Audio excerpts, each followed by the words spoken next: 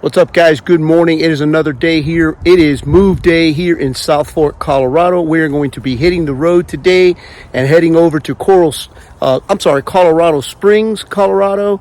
We are really looking forward to that. And I also have an update on the whole brake issue. If you watched last video, you know exactly what I'm talking about. Stand by. I'll be right back.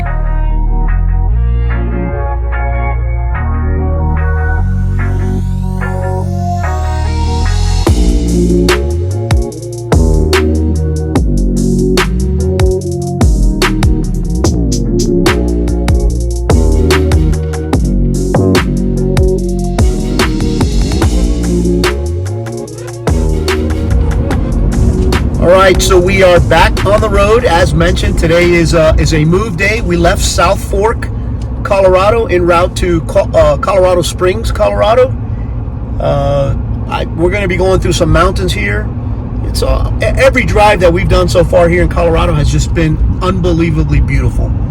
Okay, I did tell you that I was going to give you an update. If you saw last video, which was Manitou, Colorado, and South Fork, the place we just left, you'll notice that I mentioned in there about an issue with one of my tires.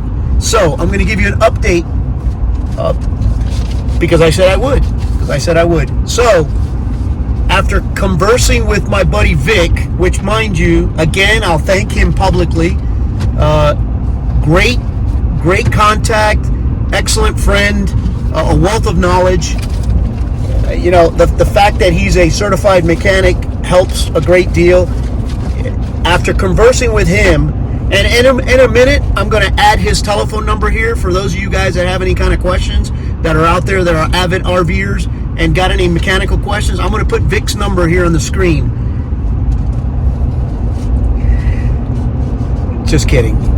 Okay, so I contacted Vic, and he actually brought up, because I think I've mentioned to you guys in the past, our RV is out of warranty as far as mechanical issues and stuff like that. It's still covered structural, but the tire issue, or I should say the brake issue, is not covered. So he recommended that I contact the actual manufacturer of the caliper. I thought, you know what, can't hurt. So I called Dexter Axles, which is actually the parent company for Kodiak calipers.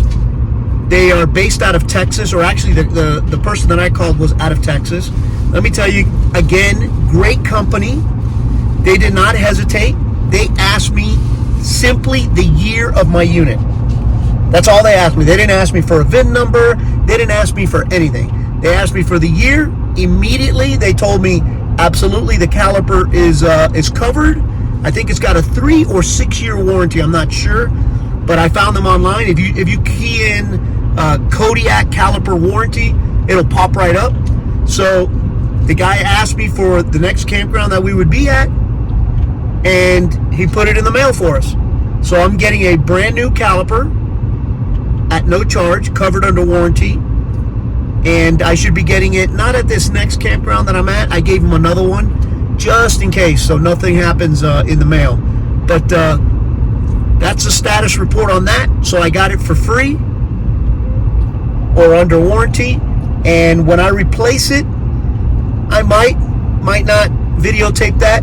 Not sure. Probably it'll be boring, but if you're an RVer and are interested in learning how to do that, it might not be boring for you. But that's the status report. Next stop, Colorado Springs, Colorado. First, we made it to Colorado Springs, Colorado, albeit the GPS for the first time took us through an area that was kind of like under construction in a place called Manitou Springs. I'm going to try and pull up the footage from the dash cam. That was pretty sketchy. But we're here. We're in Colorado Springs, and we're in our site, as you can see behind me. So, you know, I can't complain. I will give you an update. The brakes worked okay. The 3 tires worked perfect the way they were designed to, basically by overriding that one tire that has the issue. But remember when we first started this journey? Actually, I started it when we did Journey, the first season. This is season 2. I told you guys that I would always be fair and I would always bring you guys the good, the bad, and the ugly. Okay? For a while now, there really hasn't been any bad or ugly until right now. I have to be legit here. I have to be honest and squared up. So we arrived at our campground. I know that sometimes a lot of people, if they have something negative to say about a campground, they don't mention the name and stuff like that, which, to be perfectly honest with you, I think that's counterproductive. You should name it, because maybe if they hear the negative complaints, maybe they'll fix the things and make it better, okay? Not to mention, if you don't mention the name, then people just like me will make the same mistake over and over. So I'm not very, let me tell you something.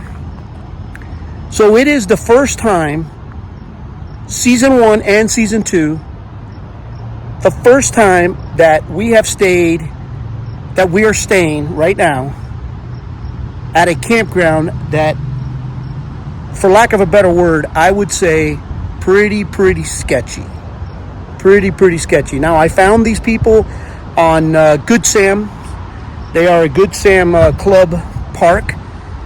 But I'm going to turn around here in a second. I'm going to turn around right now, and I'm going to show you guys where our site is right now. When I say sketchy, I'm actually being kind of nice. Okay? Our site, first and foremost, my truck, as you can see, is basically out on the drive. Okay? Our site, which is site number 23, is right on the entrance and exit, on the actual drive street, the actual street that comes in. We are, my truck sticks out into the road. I'm a little concerned about that for now, but we are technically right on the drive, coming in and out. That's never happened to us before. I mean, usually if there's a campsite or a campground that we stay at, and there's something that's kind of unusual or out of the norm, they usually tell you. Most campgrounds are courteous. They'll tell you, they'll say, hey, listen, you're out in the open, there's no shade, or there's there's a dumpster right next to your site, or a kid's playground, something. They always tell you, they give you a little heads up. These guys, Goldfield RV Park in Colorado Springs, Colorado, they didn't tell us anything. Okay? They didn't say a word.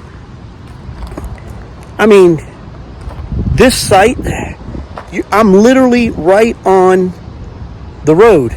And this brown building you see right here is O'Reilly's Auto Part. I can literally use their Wi-Fi from my camper.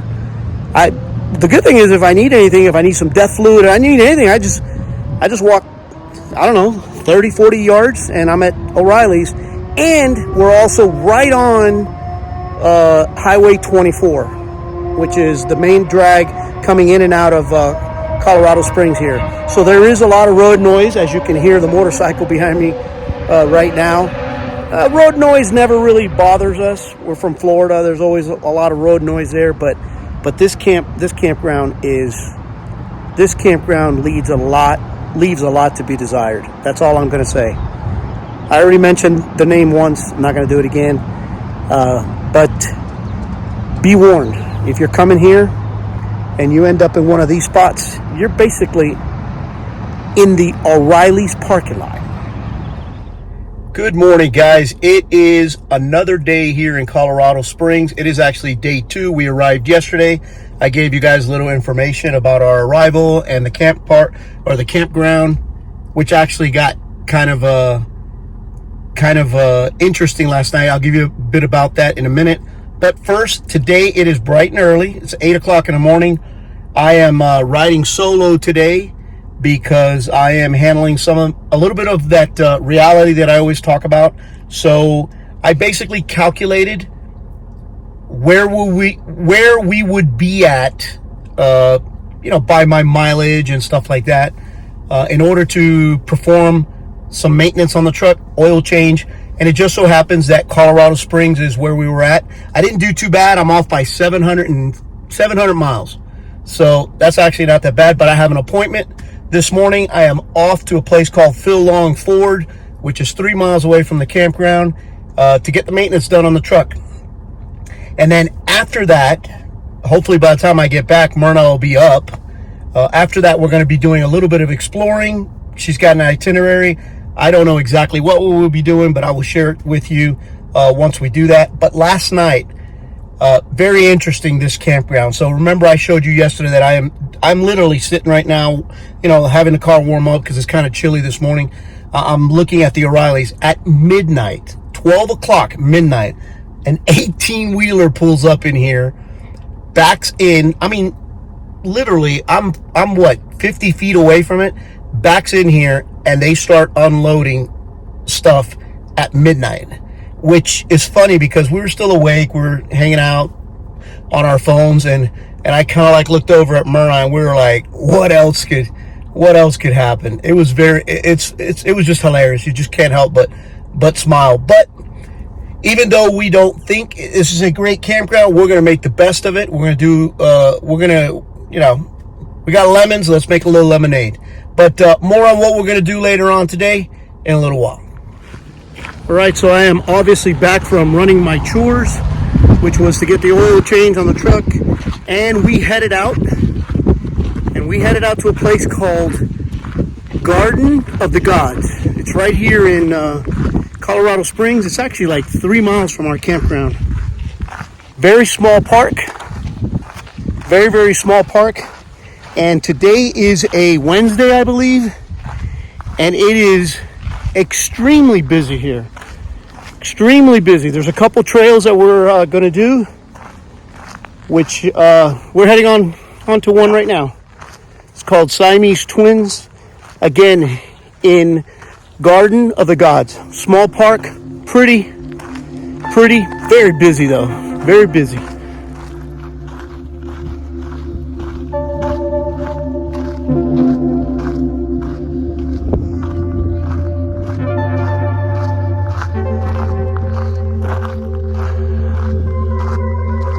There are several trails here. We're only going to do like 3 of them.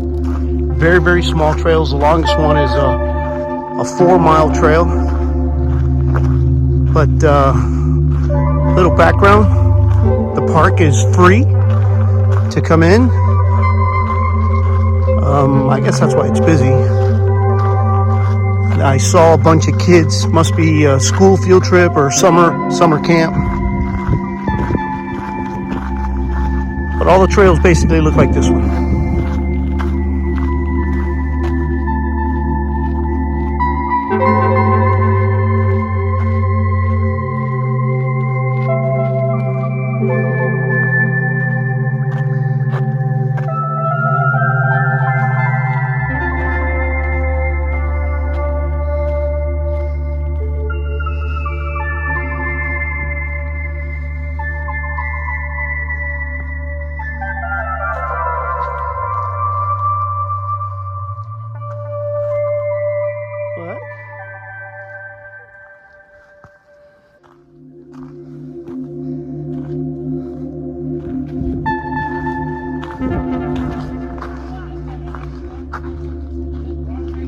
Here we go. Siamese Twins rocks.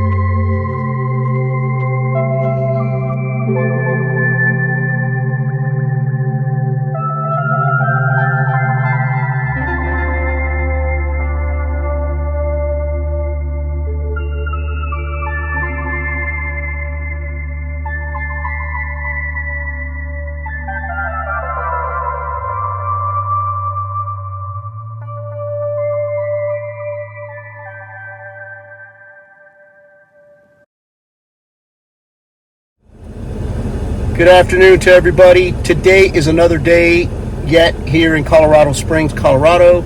We brought you a little footage yesterday from Garden of the Gods, the park. I gave you some information. I'm not sure, I don't remember what I told you guys. It's free. There's no charge, obviously. There's a trolley that runs. It's a private trolley that runs inside that for a fee, they'll take you around to the different locations, but you can't get off. So it's not a get on, get off type of thing. So we didn't really, that really wasn't our thing. So we went ahead and drove around and did the two trails that we brought to you guys. It's a nice place, a lot of pretty things to see, but again, very small park, and it was very, very busy there. There was a lot of people there, but we made the best of it. I hope you guys enjoyed that. So today we are off. We're going to run some errands. We're going to go into, I think we're going to go to this little place called Manitou Springs, which has a little area that you can walk through with shops and stuff like that. So Myrna will be in heaven. We're going to go try that, and like I said, run a couple of errands. There is some things in the very near future that may upset the apple cart a little bit as far as where we're going to be going. But I'll touch on that a little bit later. I'll just give you an idea. It has a little bit to do with Yellowstone National Park, which if you guys have been following along in the news, they are going through some serious issues there in that national park with some flooding and some washing out of some roads. I really feel for those people over there. There's a little town which is just north of Yellowstone called Gardner, Montana. Prayers to those people over there. They got a lot of issues. I hope they get those resolved, and I hope they get the help that they need. But I'll touch on that a little bit more. Like I said, we may have to alter our plans. If we do, we're going to share it with you guys. And whatever we do today, if that little town that we're going to is kind of cool or interesting, I'll bring you guys some pictures. All right, so yesterday we didn't come to the shop at Manitou Springs. We did errands and did a bunch of other stuff. But today we're here. It's our last day. Just wanted to kill a little time because we got stuff to do back at the RV. But we're here in Manitou Springs, and I'm going to bring you guys. It's a cute little town, very touristy, bunch of little shops and stuff like that. I'm going to bring you guys some footage.